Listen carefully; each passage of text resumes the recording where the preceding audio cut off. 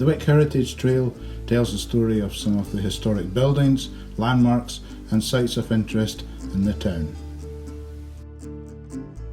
In 1870, the Wick Town Council received final plans from the Duke of Sutherland and replied to him expressing their warm appreciation of the liberality and munificence of His Grace in extending the railway to the confines of the county of Caithness. The Council, while heartily approving of your Grace's liberality and deprecating any step on their part to retard the project, there is a serious problem. Apparently, when the plans were first drawn up, the station was to be built on the bleaching green on the north side of the river. The council pointed out this site was in all aspects more eligible, being a spacious area in the heart of the town.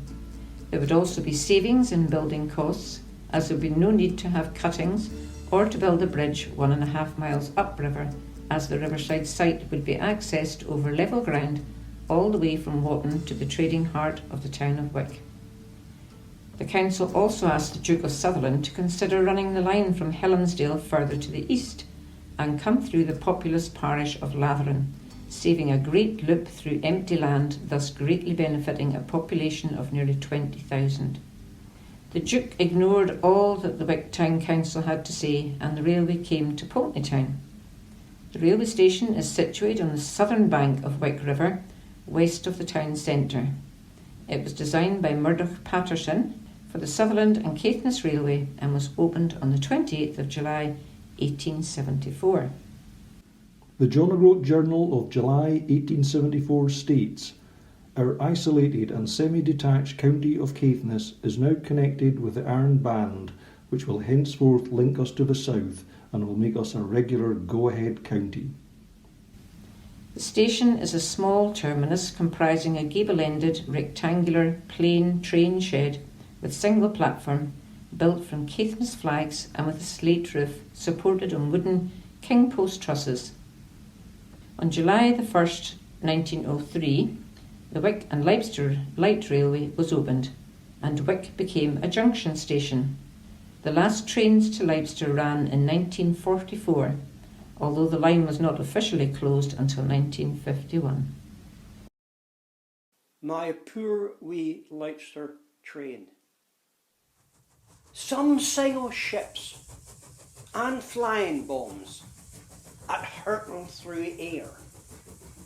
Some like to praise a racehorse, a greyhound, or a hare. But do I things that ever sped in air, on land or sea? There's only one I would choose, a Leicester train for me.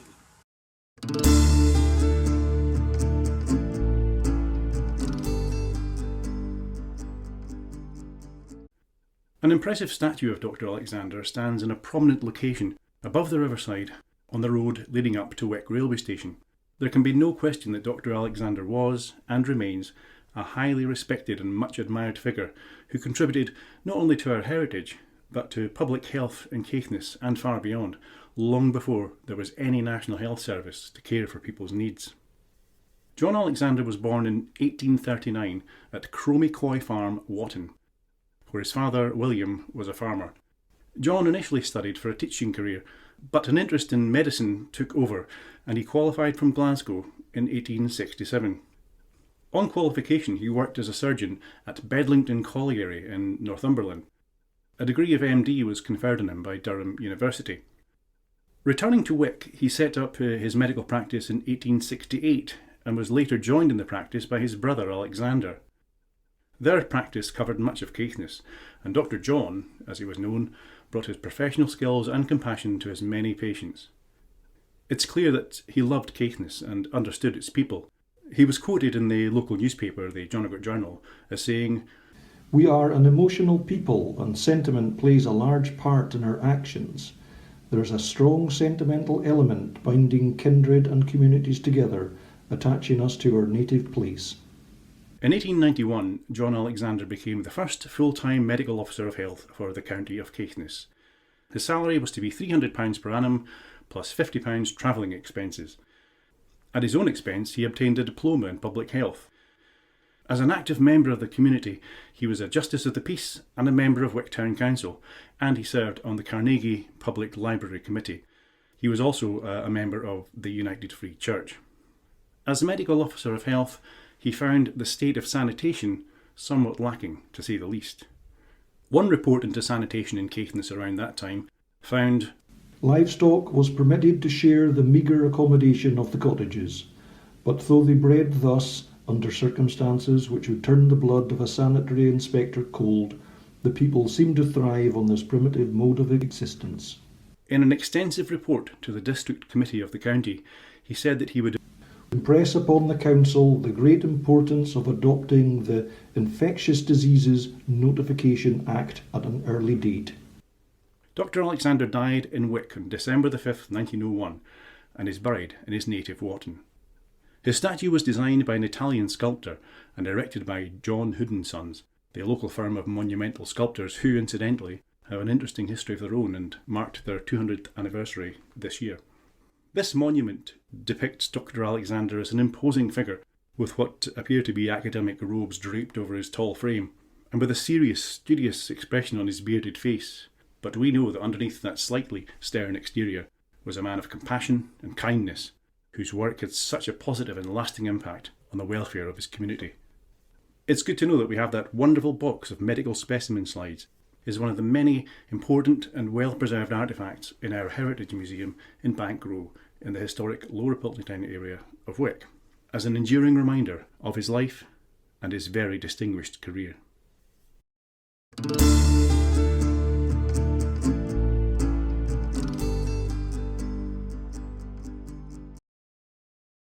This statue was raised in appreciation of the life and work of James Trail Calder, 1784 to 1864. He was born in Castletown and was schoolmaster at Canisby near John Groats. He was the author of that famous work, The History of Caithness. The idea for the statue came from the eminent vicar, Pastor John Horn, who was keen to see the work of J.T. Calder honoured, and it was his enthusiasm, coupled with the support of the Glasgow Caithness Association, which made the scheme possible. The foundation stone was laid on Saturday the 14th of July 1900, and it was said that the site on the Bray Head behind the railway station was a commanding one in every way. The stone was laid by Bailey Simpson under the supervision of Mr. John Hood, sculptor. Below the foundation stone is a jar containing a parchment on the proceedings of the day, a complete list of subscribers, a first edition of Calder's History of Caithness, copies of the John O'Groat Journal and the Northern Ensign, a copy of the latest meeting of the Glasgow Caithness Association, and a copy of Songs and Singers of Caithness. J.T. Calder died in Shappensay in Orkney in 1864 and is buried in Canisby churchyard.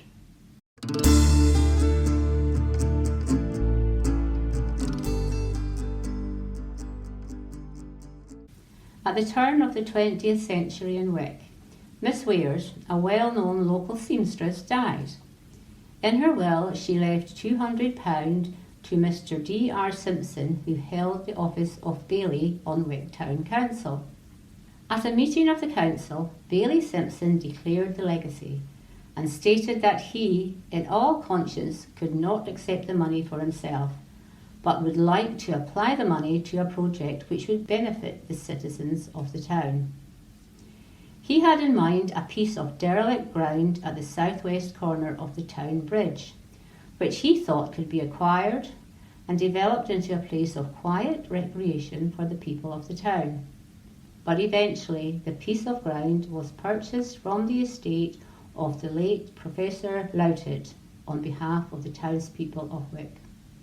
Immediately the local Riverside Committee came on board. This was a group of local volunteers dedicated to improving the Wick Riverside by fundraising and voluntary labour. They were in fact the forerunners of the later Wick Town Improvements Association. The purchase of this area of ground by Bailey Simpson led impetus to their enthusiasm, and they threw their weight behind the project.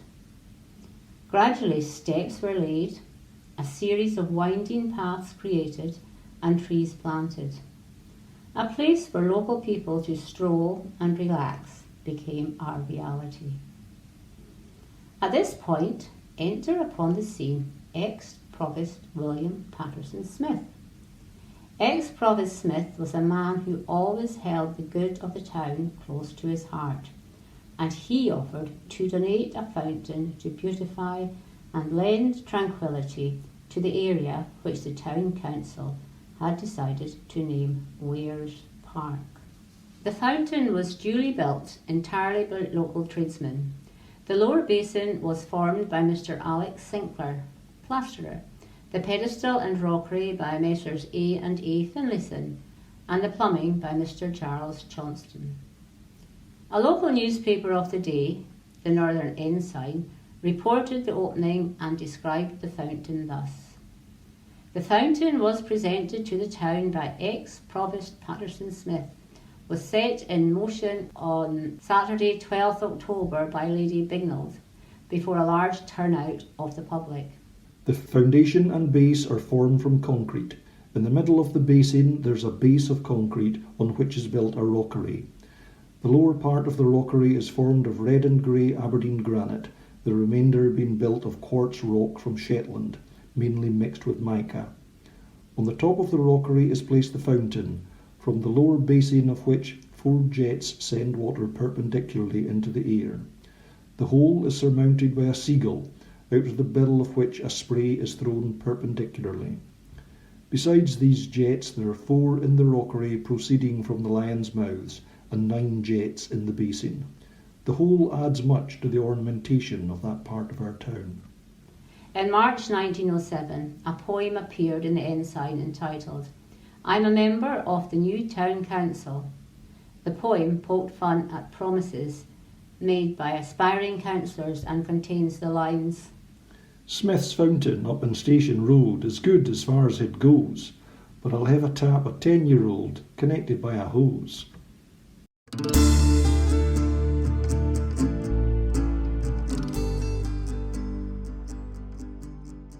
A distinguished visitors to the Royal Borough of Wick plaque placed on the wall in Station Road.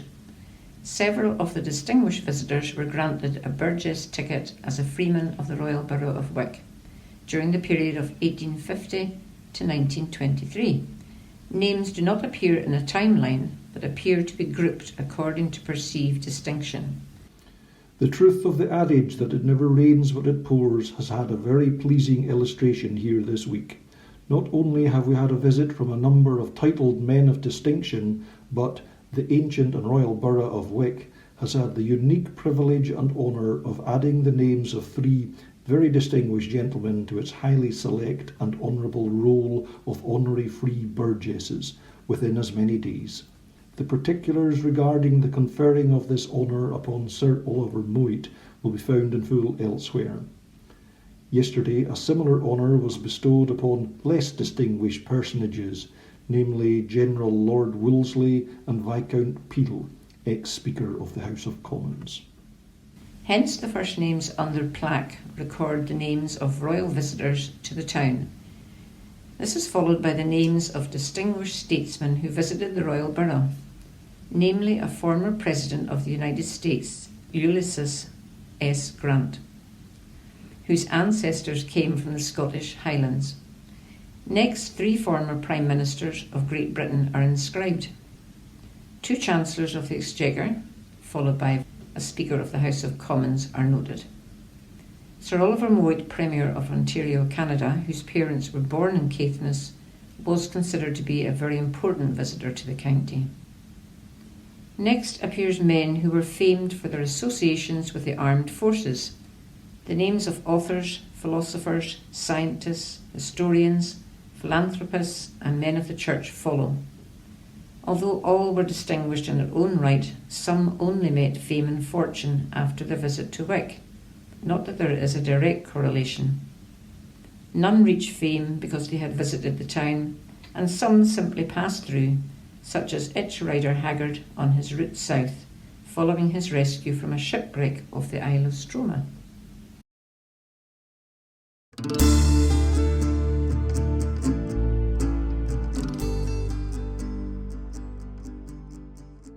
The memorial was erected by Wick firm John Hood and Sons, and the figure on top was created by sculptor Percy Herbert, Portsmouth. Wick's War Memorial was unveiled on the 31st of October 1923 by General Lord Horne of Stircook, with a customary military ceremony in the presence of many thousands of people, including large numbers from various parts of the county. A number of ex-servicemen were opposed to the memorial, feeling that the war was best forgotten and not memorialised.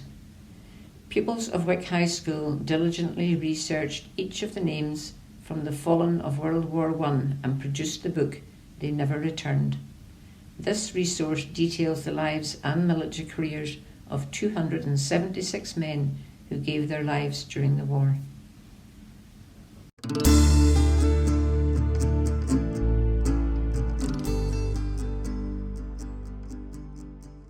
A wooden decked bridge dating from 1665 spanned Wick River until it was replaced by this Telford designed bridge in 1821.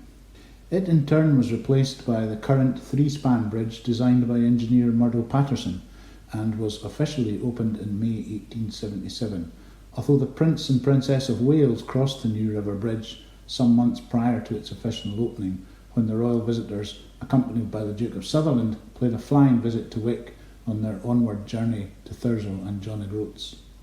This was reported in the John O'Groat Journal. On Friday, the 6th October 1876, the Prince and Princess of Wales and party paid a flying visit from Dunrobin to Wick, where they were received with great expression of enthusiasm and loyalty. The town was gaily decorated. On crossing the bridge, the Princess directed the attention of the Prince to the fine triumphal arch which had been erected, and which he seemed to greatly admire as they drove up before the town hall door.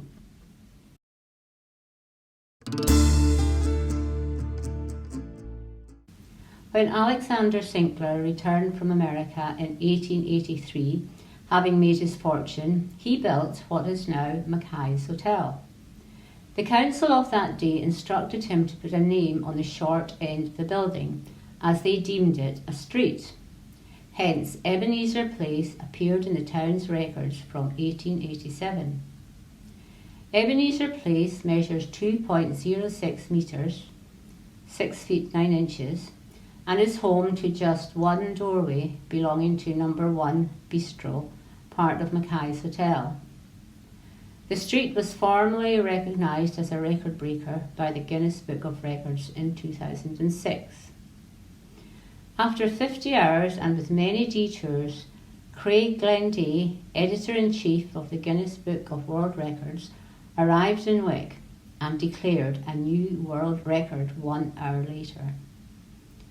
Robert Louis Stevenson, who spent some time in Wick while his father built the new breakwater in the bay, included a reference to Ebenezer Place in his book Treasure Island. Note the reference to the Five-Hand Way, which is represented by Union Street, River Street, Bridge Street, Station Road and Cliff Road. Over the years it was the door to a number of different places of business, and today it provides entry into Mackay's Hotel, number 1 Bistro.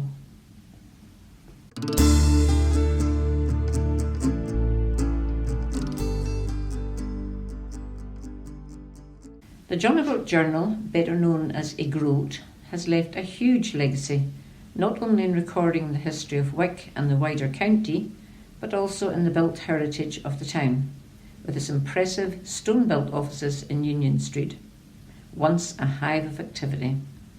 This photograph from the Johnson collection depicts the building and its staff from the early 20th century. As well as Johnson photographs of the staff and building, Wick Heritage Museum is home to some of the newspaper's machinery, such as the original printing press and typesetting machine. The newspaper was founded by Peter Reid, the son of a Poultneytown fish curer. Initially, Peter trained as a printer in Dundee before returning to Wick, and setting up as a bookseller in Union Street, in what were the former offices of the British Fisheries Society. In 1836 he launched the John Groat Journal to address the entire absence of all means for the communication of useful information and the expression of public opinion. In this way, the Groat has documented Caithness news and views for 185 years, and it continues to be published every Friday. The paper has reported on every aspect of Caithness life, whether economic, political or social. Its archive stands as a record of the boom years of the herring fishing industry, the temperance movement and the coming of a nuclear reactor to Dounreay, to give just a few examples.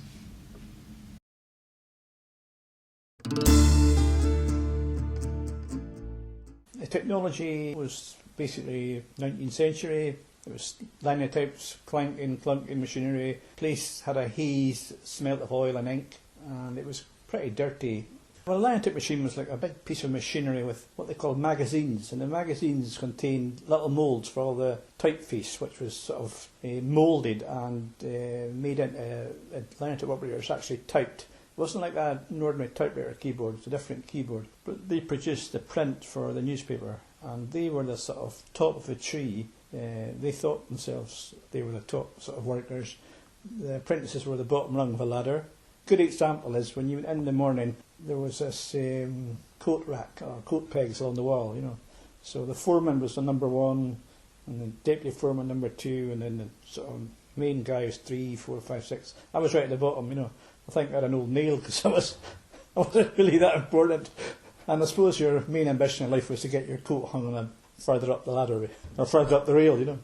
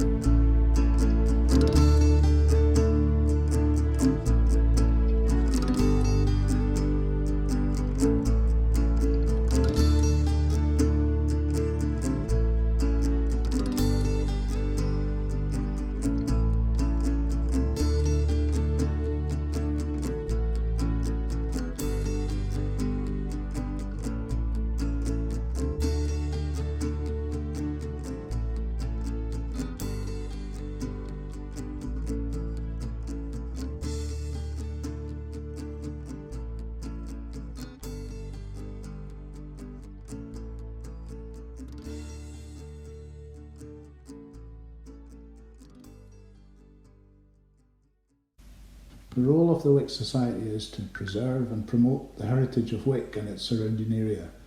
It currently has under its wing the Wick Heritage Museum, the boat section with its flagship the Isabella Fortuna, the Johnston Photographic Collection and Wick Voices, an oral history project.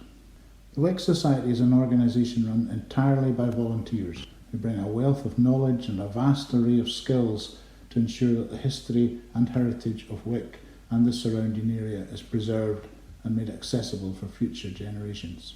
The volunteers work together, sharing information and stories, raising funds and undertaking historical research. This is made available through local newspapers, social media and its websites. The Wick Heritage Museum is located in the heart of Pulteney Town, designed by Thomas Telford. It is situated in premises that were once home to a number of businesses and families in Bank Row. The somewhat rambling building is something of an Aladdin's cave. Visitors are warmly welcomed by a dedicated team of volunteer guides eager to share their extensive knowledge and stories linked to many aspects of life during the heyday of the herring fishing. While an obvious aim of the Heritage Museum is to collect, collate and display the many artefacts that tell the history of Wick, the ethos is one of welcoming and sharing. The museum contains a number of fully furnished household rooms portraying past life and times. Each room contains an array of household items and furnishings, ranging from a traditional box bed to an authentic Caithness chair. Visiting these rooms is guaranteed to arouse nostalgic memories in the older visitor and a host of questions from the younger generation. Additional cabinet displays illustrate aspects of Edwardian and Victorian clothing, militaria from the 19th century to World War II, as well as memorabilia linked to Wic's musical heritage. Local people, as well as visitors from around the globe, are encouraged to explore the huge array of objects and photographs in the museum.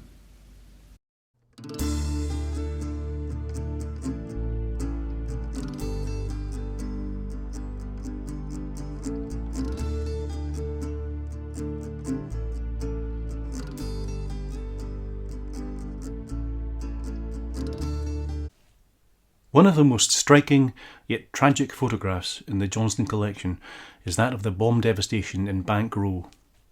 On July the 1st, 1940, a lone enemy aircraft dropped 2 bombs which exploded among the shops and homes of Lower Bank Row. Sadly, 15 people died that day, 8 of them children, in what's believed to have been the first daylight air raid of World War II on mainland Britain. I at the time was a corporal in the 5th Seafair Highlanders, and when the bombs were dropped, I was sitting on top of Portland Arms Hotel in Leicester, rigging up a radio aerial to the radio back to Brigade Headquarters in Strathpeffer, and I heard that bombs fall from 13 miles away. Well, felt it or heard it. And when I came down, a dispatch rider came into the mess and he told me, this is a Leicester of course, that Wick's bombed, and I said, where? And he'd said, oh, a wee road leading up the harbour, and a shop called Smith's has been bombed and all the people are killed, and the people next door are killed, and the people next door, the Mackenzies, they're all killed. I said, what? Shock. And my sergeant major says, get on your bike. I had a motorbike, army, and down to Wick. And they came down, and the police wouldn't let me go up because they said that there's a time bomb there. If you go up there, they might go off, and the whole place was cleared. And I wasn't brave, but I thought of my wife and child being there, and one of the ARP men said, oh, your wife and child are both killed. So I pushed them aside, I went up the hill to the house and climbed into the house. There's no stairs were blasted, and I couldn't find my wife and child, and well, I found them in my wife's mother's house. Later that same year, on the 26th of October 1940, 3 enemy aircraft dropped a number of high explosives on the north side of the town, close to the aerodrome. On this occasion, 2 children and a young woman died as a result of a direct hit on a house in Hill Avenue. The Bank Row site lay neglected for decades after the war, until a local group, including relatives of those who died, got together with the idea of creating a memorial garden. Elsie Cormack, who lost her 2 younger sisters in the Bank Row bombing, and Alistair Wayers, whose young brother was also among the victims, were prominent members of this group, which was called Second World War Air Raid Victims Wic. It was a long and difficult process to raise money, acquire the land, and establish a garden, but it was finally ready to be officially opened in August 2010, in the 70th anniversary year of the air raids. The garden is cared for now by a small team of volunteers. The names of those who lost their lives in both these events are listed on a plaque in the garden, and are also engraved on individual stones in the dry stone wall. It's worth noting that the metal gates to the garden are designed around a daisy motif. There is a reason for this.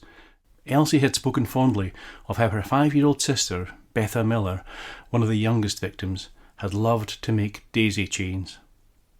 So it's a small reminder of how the simple innocence of childhood can be torn away, wiped out by war. The garden is accessible at any time. If the gate's closed, feel free to open it and go in. It's a place of peace, tranquility and remembrance. The only request is that people treat it with respect.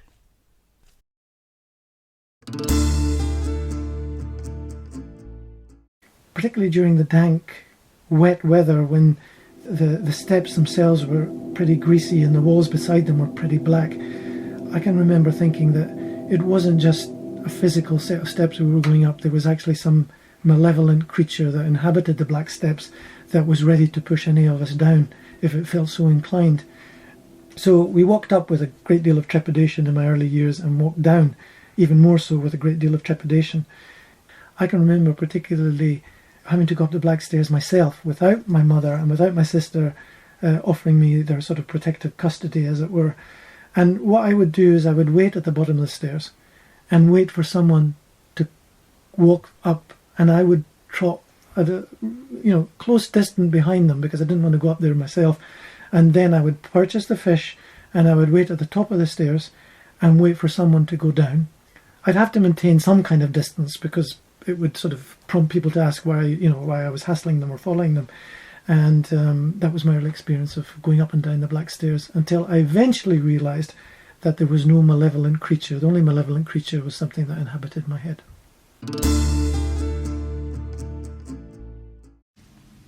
The Black Stairs were part of Telford's original plan for Pulteney Town, but the name seems to be a local one, as all other streets on Telford's original plan were named after members of the British Fisheries Society. Construction of the steps began in the 1820s. While L.S. Lowry is best known for his depictions of working class life and industrial scenes in his native northwest England, he visited Caithness in the 1930s. During his time in Wick, he painted Steps, a depiction of the Black Stairs in Pulteney Town. In 2021, pupils from Noss Primary School staged a reenactment of the famous painting.